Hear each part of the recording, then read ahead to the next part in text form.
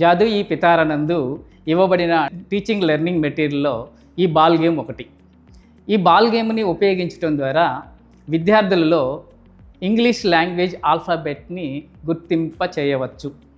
అదేవిధంగా ఈ బాల్ గేమ్ని ఉపయోగించడం ద్వారా విద్యార్థుల చేత వివిధ రంగులను గుర్తింప చేయవచ్చు. అంటే green, red, blue, yellow, white మొదలైన వాటిని.